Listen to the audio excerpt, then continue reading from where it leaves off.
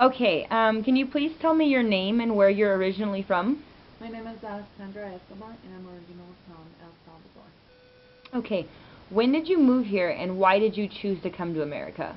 The reason why I moved here is because my mom was already living in the United States, and she wanted she wanted us to be together. So pretty much it was because of that, and also because we had the choice and the option to stay here legally.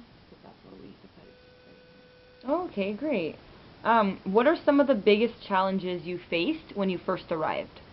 First thing definitely was the language because even in our country we do learn a little bit of English, but it's just basic stuff.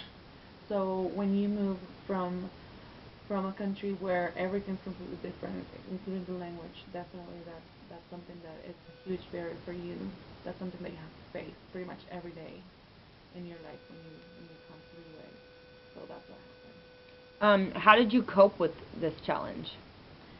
I remember I moved here 7 years ago, and I remember that I did take some classes, some ESL classes, but what really helped me was working with a lot of American people. That really helped me a lot, and especially learning, like just wanting to learn more and learn about this country was also a huge help. Okay, so people you worked with, they just hanging around them and talking with them in English, that helped you pick up the language faster? Yes. Okay. What are some challenges that you still face today and how are you coping? Sometimes what is really hard for me is at home we only speak Spanish. So when you have that pretty much all the time in your life, and then you have to go to a place where you have to speak English, like let's say my work, it's like so hard for me to try to adjust myself from pretty much one day to another one. It's hard still a little bit with the language. Okay, that makes sense. So, like when you're at work, you're talking in English and that's what's helping you, but then when you go home and speak Spanish, it's kind of back and forth. So, you're kind of like you're helping yourself and you're kind of regressing. Is that what you're saying? Yes, pretty much. Okay. What do you miss the most about your home country?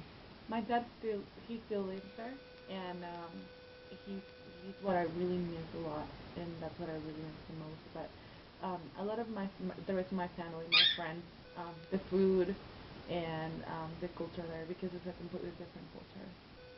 Okay. What support services like clubs, organizations, business, government agencies, friends, or family, etc., have helped you transition into the United States?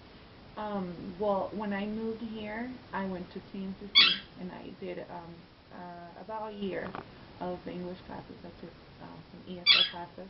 Also, my friends at work, that's what really helped me a lot.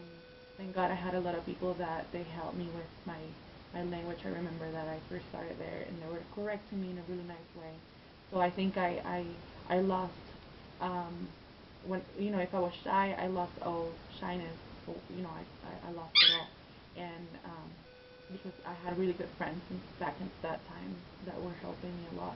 Okay, so more than anything, for a support service, like friends or what helped you then? Pretty much, yeah. Okay, great, thank you.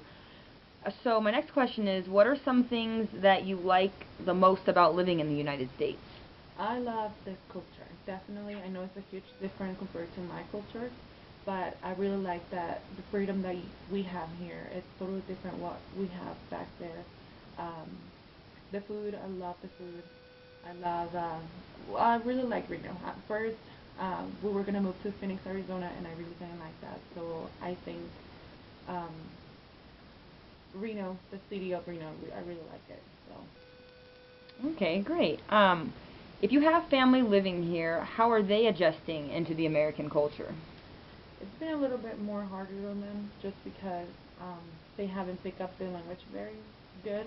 Comparing to myself, I people said that I speak very good English compared to them. So I think their challenge is a lot the language, but they're trying like doing the same thing. They try to pick it up a little bit more at work and try to do the same thing as I do, but for them it's a little bit more hard. Okay. If you have family living abroad, how do you communicate with them and how often do you?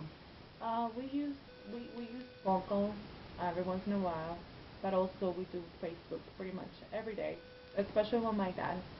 that we have, we can communicate pretty much every day with them, and we do it through Facebook most of the time. Okay, great. How can people prepare for life in the United States before traveling to the United States? Well, I think the first thing that they have to do is set their mind, and they have to know that we're coming to a different country, that it's not the same as in our country, even though some people think that, that just because they're going to be surrounded by, let's say, Salvadorian people or Mexican people, they can leave as Salvadorians or Mexicans. But I've learned that you have to definitely take that away from your mind and know that you're in a different country and you have different people that think completely different than you, and just try to get to their level. Try to adjust yourself and try to work um, as much as they do. That helped me a lot too, understanding that I'm not going to be in my country anymore, that I have to pick up with the language, and if I want to do something here, or if they want to come over here and do something, it's definitely something that I have to keep in mind. Okay, thank you for sharing that. Thank you so much, Alex, for the interview. I really appreciate it. Thank you.